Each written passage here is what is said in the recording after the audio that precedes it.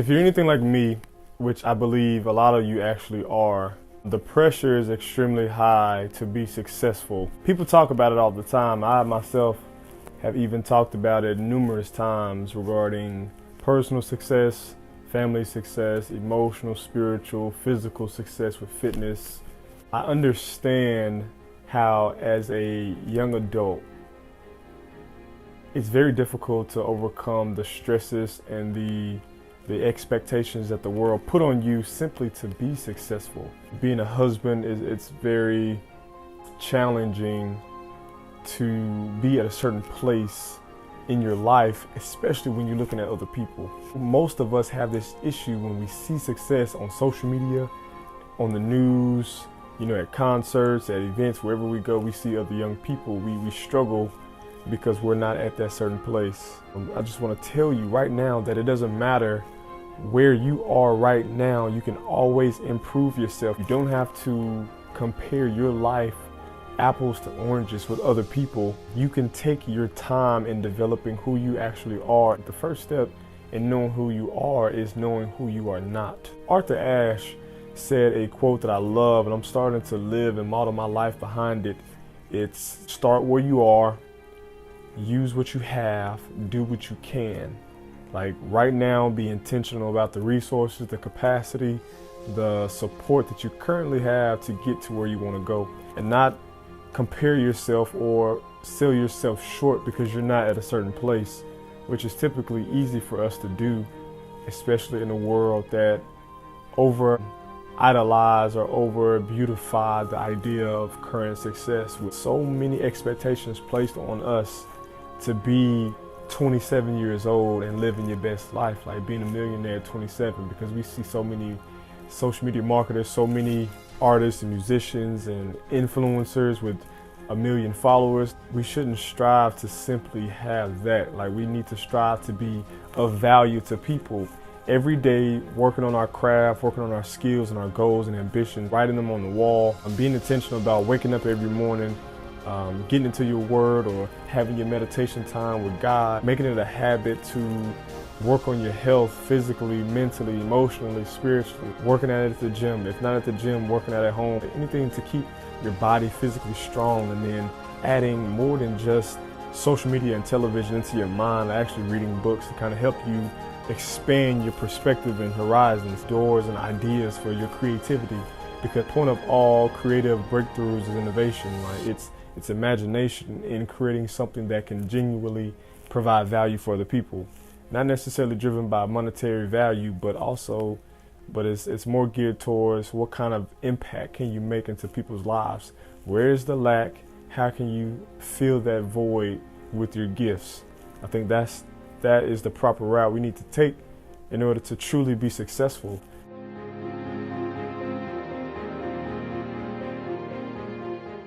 Sacrificing going out with your friends, sacrificing eating this awesome, delicious, fatty meal. Like, these are the things that we have to do now if we are to enjoy our lives at a later time. I don't go out that often because I can't, because it's going to distract me. Nothing against my friends and family, but it's just I have goals and ambitions that require a certain number of hours and attention. If I am to actually set my family up for success, being that those expectations do follow me, I have to sacrifice fun. All of the people I've seen who were successful had these laws and principles in place. There's a time and a place for everything. And I truly believe that if you don't make sacrifices now, you're gonna have to sacrifice something later, and I prefer to enjoy later and sacrifice now. And that's why we're hustling now, because I believe in the future. If you're having a hard time understanding what you need to do, like, it's not that hard. The first step is you need to figure out your gifts. What is that thing that you can do with the least amount of effort that actually brings you joy? And when you find that gift, you have to figure out what kind of talent do you have associated with that gift. For example, I am gifted at encouragement. Like, I can encourage people very easily, and it takes zero effort on my part. And I use that gift of encouragement to be a motivational speaker and a poet. So now I inserted my gift of encouragement into my poetry, and I go speak my poetry to different places. It's like everything that I do falls in line with what I have going on. And it's not that hard for you to figure out your gift gifts, your talents, and actually apply those to what you're trying to accomplish in your life. It just takes a moment of you to step back, sit down, turn off the television, the social media, and actually write down in a journal what it is that you're gifted in and what it is that you want to accomplish. It takes a little bit of unplugging from the hyperactive digital world to actually listen to God and hear Him, and to understand that in our busyness, in our daily lives, it's almost impossible to really understand what God has for us because we're too busy listening to other things. And I really want to help people. I really want to help people find their gifts, turn those gifts into talents, because the gift becomes a talent when you add countless hours of work and preparation into your gift to make it a talent. I am a really good shooter. Like, I can shoot the basketball, but I wasn't born a good shooter.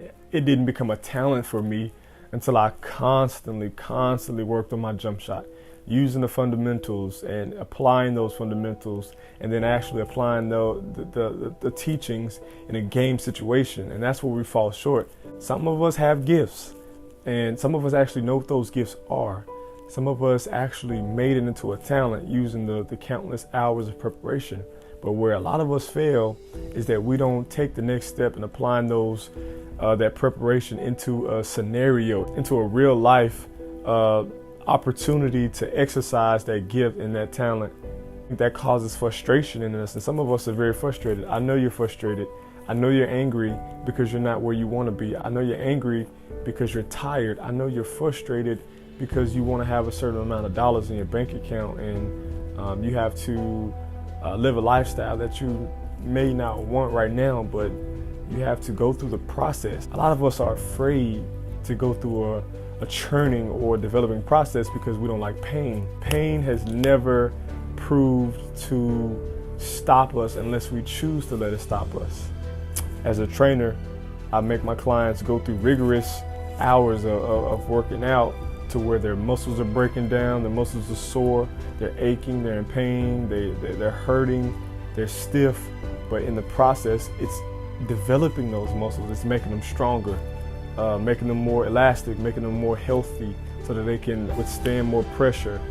And that's the goal. Like, you go through that rigorous training so you can withstand more pressure that the world puts on you. And when you do that, you'll go to another level. Like, it's that simple. Like, don't stop because it hurts. Stop when you're done, right? Don't give up on your dreams because you're too old or you're not farther along than you should be, or where your counterpart or your competition is. Like, you take where you are, stay where you are, develop yourself, use what you have, and just keep moving forward. That's the secret sauce. I've been through so much that I've come too far to stop now. And I know you're the same way. If you just keep moving forward, keep allowing God to lead you and to push you and pull you in the direction of your dreams, because they can come true. He gave us that power. He gave us that authority, that dominion over this earth to manifest things that we speak, that we see, that we believe in. And if you truly say you have faith, if you truly have that drive and that determination to put action behind your plans, you truly will be successful. And I think that's an admirable thing. I think that's very honorable to fail in pursuit of your goals, because not trying is unacceptable. I would rather try and fail 1,000,000 times and be proud of the effort than to never try and stay comfortable. So don't be that way. Go for your dreams, and I promise you, whether you make them or not, you'll be proud of the person you look at in the mirror.